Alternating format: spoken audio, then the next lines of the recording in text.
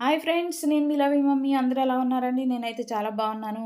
ఇంట్లో టిఫిన్‌కి ఏమీ లేకపోతే వెంటనే వచ్చిన ఐడియా ఇదండి.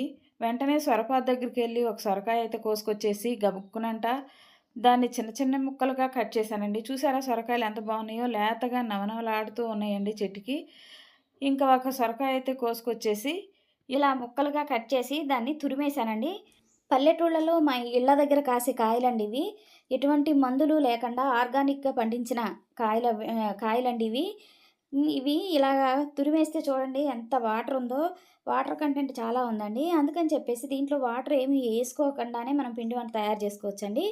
ఆ కోరుకున్న ఆనపకాయ తురుములో కొద్దిగంత సాల్టు, పసుపు, అల్లం వెల్లుల్లి పేస్టు, ఆ వాటర్‌కి సరిపడా వరిపిండయితే తీసుకోవాలండి. మళ్ళీ వేరే నీళ్లు అవసరం లేదండి. అందుట్లో ఉన్న నీటికి సరిపడా నేను వరిపిండయితే తీసుకున్నాను. అందుట్లో కొద్దిగంత కొత్తిమీర, అలాగే కచ్చా పచ్చా దంచుకున్న పచ్చిమిరపకాయలు, కరివేపాకు, అలాగే కొద్దిగంత పుదీనా గూడా వేసుకున్నానండి. వేసుకొని మొత్తం కలిపేసి ఒక 10 నిమిషాలు పక్కన పెట్టుకున్నానండి.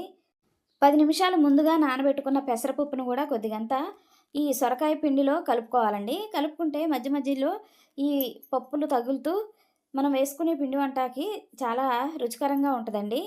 అందుకని చెప్పేసి నేను పెసరపప్పు వేసుకున్నానండి. మీకిష్టమైతే బొబ్బరపప్పు వేసుకోవచ్చు. అలాగే శనగపప్పు గూడా వేసుకోవచ్చండి.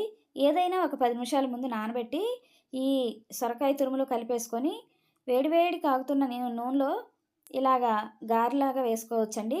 వేసుకుంటే మనకి టిఫిన్‌కి గానీ, ఈవినింగ్ స్నాక్స్‌కి గానీ చాలా టేస్టీగా ఉంటాయండి ఇవి. నేనైతే ఉదయమే టిఫిన్ కోసమనే ఇలా చేశానండి. నా వీడియో గనక మీకు నచ్చినట్లయితే లైక్ చేయండి, షేర్ చేయండి, సబ్స్క్రైబ్ చేయండి, కామెంట్ కూడా పెట్టండి. మీరు కూడా ఒకసారి ట్రై చేయండి. మీకెలా వచ్చిందో చెప్పండి. సొరకాయ గారెలైతే రెడీ అయిపోయినాయండి. చాలా క్రిస్పీగా, అలాగే చాలా టేస్టీగా కూడా ఉన్నాయండి.